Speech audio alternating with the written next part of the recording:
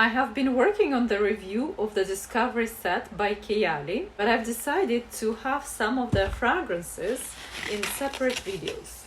For example, these two are a special wedding edition, and I really like the marketing campaign behind it. The love story of a couple who designed these fragrances for their wedding day. And I really like the idea that Santal is a wood that binds these fragrances. This one is silky Santal for her, and this one is velvet Santal for him. But I think a lot of ladies could really wear this one as well. So let's go into details. I will start now with the Wedding Silk Santal 36. They put intense over here, but it actually is the only version of this fragrance, there is no other. I like the way the samples are done. Here you can see the full list of notes. If you have to design a wedding fragrance with romantic notes, this would probably be all the notes that you would put in a fragrance. This is as romantic as it gets, starting with champagne. Of course, how could we do without champagne at a wedding day? But to be honest, there is no champagne note in here. This is a kind of note that is really difficult to be done and difficult to imitate in perfumes. So champagne, forget about champagne. Some white florals are present, but I would mostly think of gardenia because this fragrance has a lot of sugar and sweetness. The note that is really capturing probably 80% of this fragrance is nectarine, lush nectarine. And of course there is praline in here that makes this nectarine even sweeter.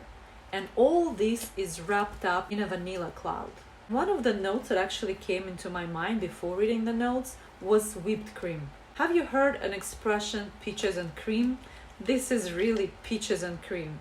And when it comes to Santal, yes, it is here, but it is very creamy, very sweet, and it's not a kind of Santal that's prominent enough here to be put into the name of the fragrance, but this is what it is. Overall, this fragrance makes me think of sprays for young girls, and that fluffiness and sweetness over sweetness made me think of a painting of Alexandra Cabanel that is called The Birth of Venus. And a very famous writer, Émile Zola, had an opinion about that painting. Let me read you this because it really depicts my opinion about this fragrance. The goddess drowned in a river of milk looks like a delicious lorette. Not in flesh and bone, this would be indecent, but in a kind of white and pink marzipan. If you have a wedding dress that looks like a big fluffy cupcake, of course all you need is peaches and cream, and this is a fragrance that you would appreciate. It does not have a good structure, so it does not last longer than 2-3 hours. If your plan is to wear it on your wedding day, I really recommend having this sample somewhere in your purse so you can reapply it frequently as needed. So the Silk Santal was not a big love for me, but I was actually quite surprised to like the Wedding Velvet Santal 35, also intense, because the commercial of it had a man of African or Arabic descent, and I was thinking that should be something very masculine. But no, I think this fragrance is really unisex. And I'm actually going to apply it one more time with you, because this fragrance is much more enjoyable than the Silk Santal. It also has a lot of sweetness in here, but it's not the same kind of sweetness that you find in Silk Santal. This is a sweetness that reminds me a lot of burning cherry. Yes, I hope I pronounce it right. The burning cherry that has a note of bitter almond.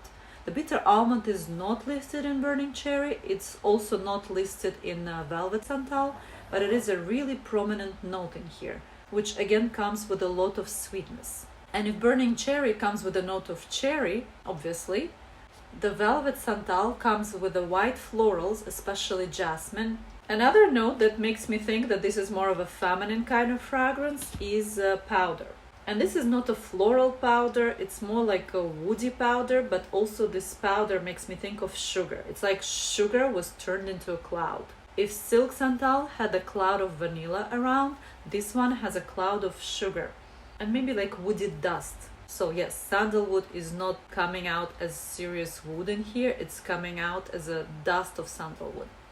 But same thing, if you're searching for sandalwood, this is not a fragrance where you'd be searching for sandalwood. It's better pronounced than in the silk version, but the main accord that I'm getting here is bitter almond. Oh, I'm just loving this fragrance. But I'm not loving it for my man, I'm loving it for myself because I think it would be too sweet for most of men. So overall, this was an interesting discovery. Couples who love fluffy sweetness surrounding their wedding day could probably appreciate these fragrances, but they're sweeter than other Kayali fragrances. But hey, it's your wedding day, why not to go sweet all the way?